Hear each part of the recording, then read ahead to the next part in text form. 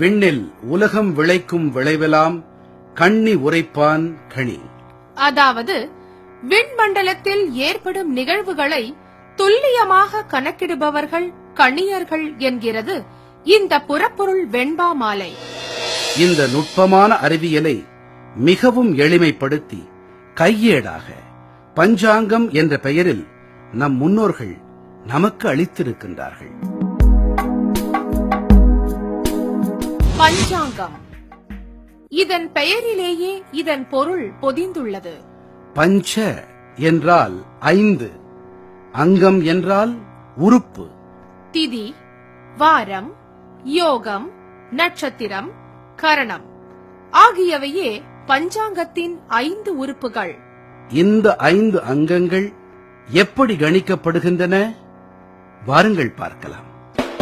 வாரம், காலத்தை கணிக்க நம் முன்னோர்கள் சூரியன், சந்திரன், நட்சத்திர கூட்டங்கள் மற்றும் பார்வைக்கு எட்டிய பிரதான கோள்களான செவ்வாய், புதன், வியாழன், வெள்ளி, சனி ஆகியவற்றை பயன்படுத்தினார்கள். பூமியில் உயிர்கள் வாழ ஆதாரமான சூரியன், அதிலிருந்து ஒளி பெறும் சந்திரன், அதன்பின் செவ்வாய், புதன், வியாழன், வெள்ளி மற்றும் மெதுவாக நகர்ந்து செல்லும் சனியுடன் 7 கோள்களின் பெயரில் வரிசையாக 7 நாட்களை அமைத்து வாரம் என்று பெயரிட்டனர். இந்த 7 நாட்கள் கொண்ட வாரம் பஞ்சாங்கத்தின் ஒரு அங்கம். நட்சத்திரம், சந்திரன் பூமியை சுற்றி வருகிறது. ஒரு முறை சந்திரன் பூமியை சுற்றி வர 27.3 நாட்கள் ஆகிறது. ஒவ்வொரு நாளும் சந்திரன் ஒரு நட்சத்திர கூட்டத்துடன் சேர்ந்து காணப்படும். இந்த நட்சத்திர கூட்டமே அந்த நாளின் நட்சத்திரம் எனப்படுகிறது. அரைட்டிஸ் பீட்டா மற்றும் அரைட்டிஸ் காமா என்ற நட்சத்திரங்கள் சந்திரனுடன் சேர்ந்து பயணிக்கும் நாள் அஸ்வினி நட்சத்திரம் ஆகும். இந்த திரையில் சந்திரனுடன் 35, 39 மற்றும் 41 அரைட்டிஸ் நட்சத்திர கூட்டங்கள் சேர்ந்து காணப்படுகின்றன. இந்த நட்சத்திர கூட்டத்தை நாம் பரணி நட்சத்திரம் என்கிறோம். இப்போது திரையில் பாருங்கள். சந்திரன் பிளியடிஸ் என்ற நட்சத்திர தொகுப்புடன் இணைந்து காணப்படுகிறது. இந்த நாளின் நட்சத்திரம்தான் கார்த்திகை எனப்படும்.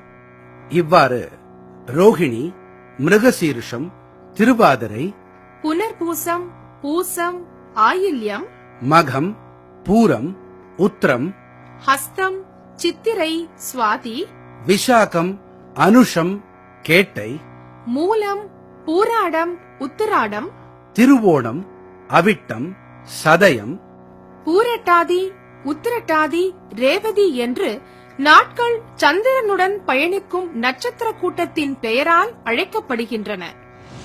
திதி, அமாவாசையன்று சந்திரன் நம் கண்களுக்கு தெரியாது.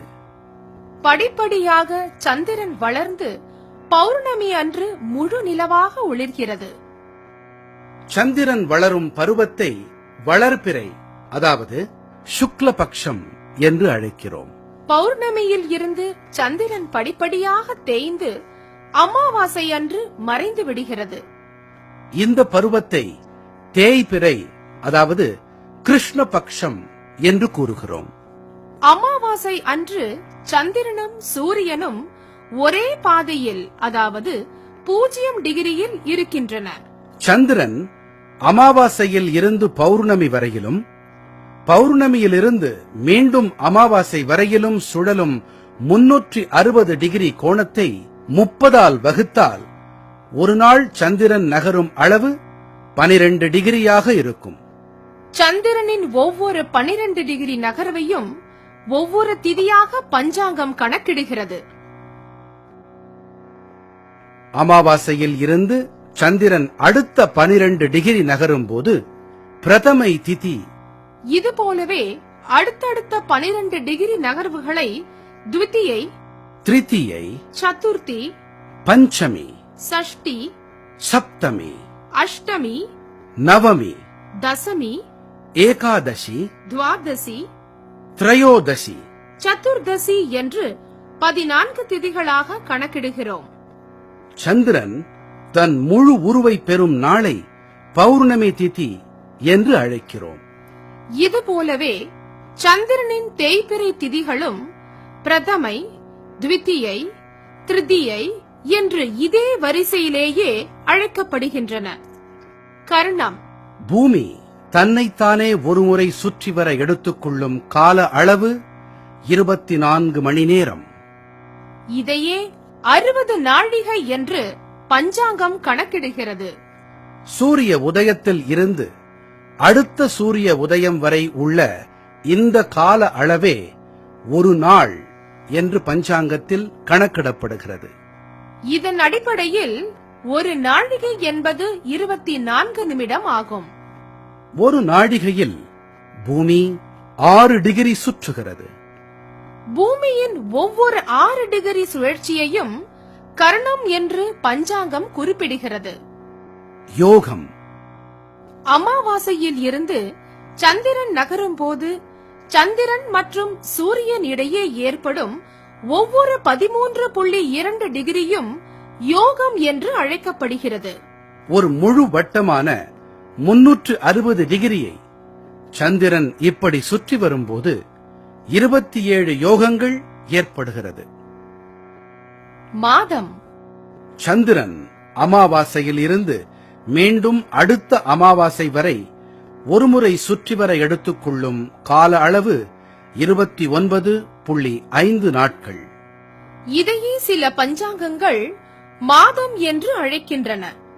இதன் அடிப்படையில் ஒரு ஆண்டு என்பது 354 நாட்களை கொண்டதாக அமைகிறது. ஆனால் பூமி சூரியனை ஒரு முறை வலம் வர 365.24 நாட்கள் ஆகிறது. இந்த கணக்கில் உள்ள வேறுபாட்டை 3 ஆண்டுகளுக்கு ஒருமுறை அதிக மாசம் என்ற பெயரில் பஞ்சாங்கம் சரி செய்கிறது.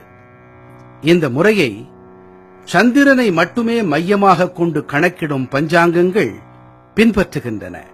ஆனால் நம் தமிழ் பஞ்சாங்கங்களோ சூரியன் ராசிக்குள் நுழையும் நாளை வைத்து மாதங்களை கணிக்கின்றன. ராசி, வானவெளியில் கிரகங்கள் சஞ்சரிக்கும் பாதையில் இருக்கும் நட்சத்திர தொகுப்புகள், அதாவது கான்ஸ்டலேஷனை மையமாக வைத்துத்தான் காலம் கணிக்கப்படுகிறது. இந்த அடிப்படையில் இந்த பாதையில் இடம்பெறும் 27 நட்சத்திர கூட்டங்கள் தான் பஞ்சாங்கத்தில் நட்சத்திரங்களாக குறிப்பிடப்படுகிறது. இவை 12 ராசிகளாக பிரிக்கப்பட்டு அந்த நட்சத்திர தொகுப்பின் வடிவத்தின் பெயரால் அழைக்கப் பெறுகிறது. ஆடு போன்ற அமைப்பை கொண்ட நட்சத்திர கூட்டம் மேஷம், மாடு போன்ற அமைப்பில் உள்ள நட்சத்திர கூட்டம் ரிஷபம், மிதுனம், கடகம், சிம்மம், கன்னி, துலா, விருச்சிகம், தனுசு, மகரம், கும்பம். மீனம். இந்த ராசிகளில் சூரியன் சஞ்சரிக்கும் கால அளவே ஒரு மாதம் ஆகும். தமிழர்கள் பழக்கத்தில் இருக்கும் பஞ்சாங்கங்கள் சூரியனை மையமாக வைத்து மாதங்களை கணக்கிட்டாலும் பௌர்ணமி அன்று சந்திரனுடன் பயணிக்கும் நட்சத்திரத்தின் பெயரிலேயே மாதத்தின் பெயர் அமைக்கப்பட்டுள்ளது.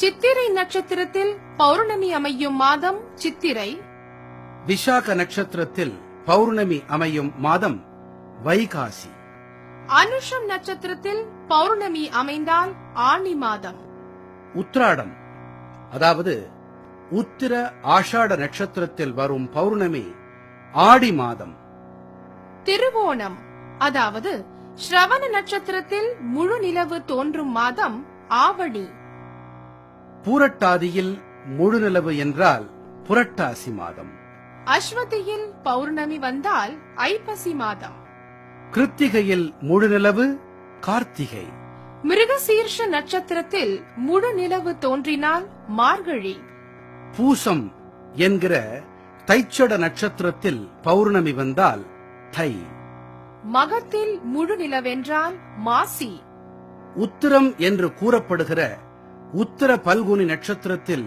பௌர்ணமி வந்தால் பல்குனி அல்லது பங்குனி மாதம்.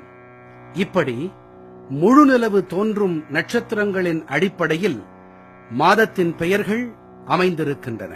இவ்வாறாக மாதங்களின் பெயர்கள் எல்லாம் நம் கண்களால் அறியப்படும் வண்ணம் கணக்கிடப்பட்டுள்ளன.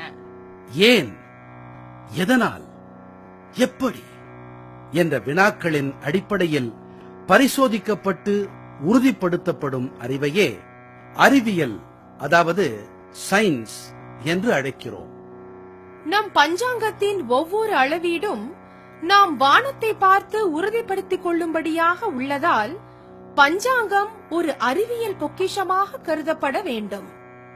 ஆனால் நம் அன்றாட பயன்பாட்டில் உள்ள ஆங்கில நாட்காட்டிகளை அறிவியலால் உறுதிப்படுத்த முடியாது. இந்த பஞ்சாங்கத்தின் அறிவியல் அடிப்படையை தெரிந்திருந்த நம் முன்னோர்கள் தினமும் காலையில் பஞ்சாங்கம் படிக்கும் முறையை தவறாமல் கடைபிடித்து வந்தனர். இதற்கு சமய ரீதியான விளக்கங்கள் பல இருந்தாலும் நாம் ஒரு அறிவியல் நெறியை வாழ்க்கை நெறியாகவே கொண்டிருந்தோம் என்பதை எண்ணும்போது பெருமிதம் தோன்றுகிறது. அனுதினமும் அறிவியலும் ஆன்மீகமும் பண்பாடும் ஒருங்கிணைந்த வாழ்க்கை வாழ நம் முன்னோர்கள் விட்டுச் சென்ற பழக்கங்களை கடைபிடித்து வரும் தலைமுறைகளும் பெருமிதத்தோடு வாழ வழிவகை செய்ய வேண்டும்.